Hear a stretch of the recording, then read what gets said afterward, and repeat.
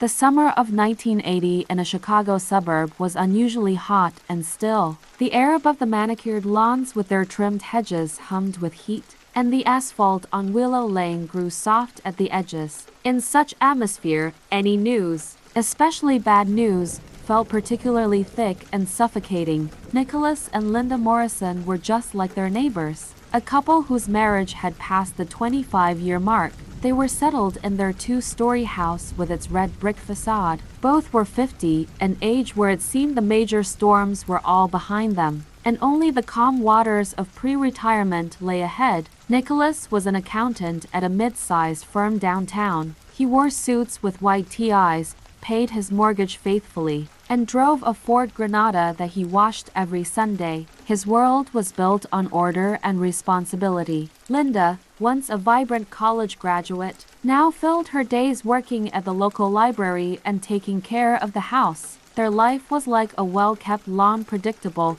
green, but one that had grown a little thin in the grass of past passion over the years. They talked about bills, about the new gutter, and about maybe going to Florida next year. It all collapsed on one of those sweltering August days. Nicholas, home early from work due to a canceled meeting, found a forgotten lighter on Linda's nightstand, an expensive, silver one, clearly not his. Then, automatically opening the living room bar to pour himself a whiskey, he came across a half-empty bottle of bourbon he hadn't bought. And in that moment, a simple, monstrous realization slammed into his orderly world like a sledgehammer. He didn't scream. He just sat on the floral print sofa, clutching his glass until his knuckles turned white, and stayed there until Linda returned that evening. The conversation was quiet, without hysterics. Linda, seeing his face and the lighter in his hand, didn't deny it. Yes, there was someone.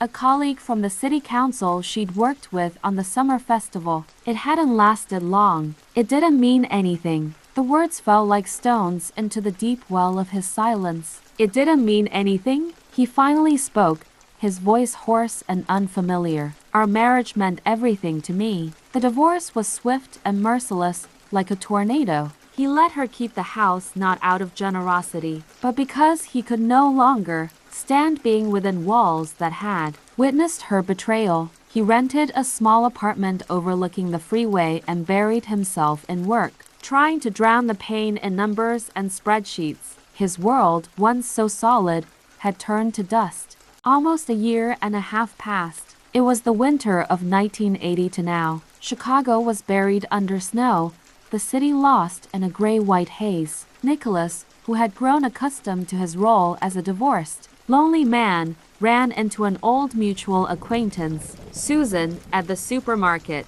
After chatting about trivialities, she suddenly looked down and said, "Have you heard about Linda? She has cancer, lung cancer. The doctors say it's serious." Nicholas froze in the middle of the canned goods aisle, clutching a can of chicken soup. He expected to feel satisfaction, schadenfreude, a sense of righteous payback, but instead, an icy wave washed over him, followed by a strange, aching pity. He pictured her alone, in that big house, sick, probably frightened. The next day, he dialed her number. Her voice was weak and raspy. "Nick?" she whispered, and the sound of that old nickname sent a jolt through him. And so he returned, not as a husband, but as a caretaker, an assistant, a familiar face from the past. He drove her to chemotherapy at the clinic that smelled of antiseptic and fear. He bought her medicine and cooked her bland porridge, because it was all she could keep down. Linda was fading rapidly. Her once bright eyes were sunken,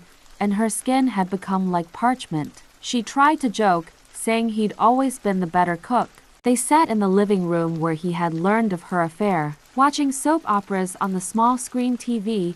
An unspoken chasm lay between them. He helped her, brought her a glass of water, adjusted her blanket. He felt a sharp, almost physical pity for her, but he could not forgive. The image of that silver lighter was burning inside him like acid. Sometimes, looking at her, he didn't see a sick, aging woman, but the ghost of that August day, and his heart would clench not from compassion, but from an old, unhealed wound. "Thank you, Nick," she said once, her lips barely moving. I didn't deserve this. He just nodded silently, squeezing her cold hand. He never said, I forgive you. Linda died on a quiet March morning. She simply didn't wake up. Nicholas stood in her room, looking at the empty bed, and felt not relief, but a strange, oppressive emptiness. He arranged the funeral, sorted through her things. In the nightstand drawer, he found that same lighter again. He picked it up, walked to the window,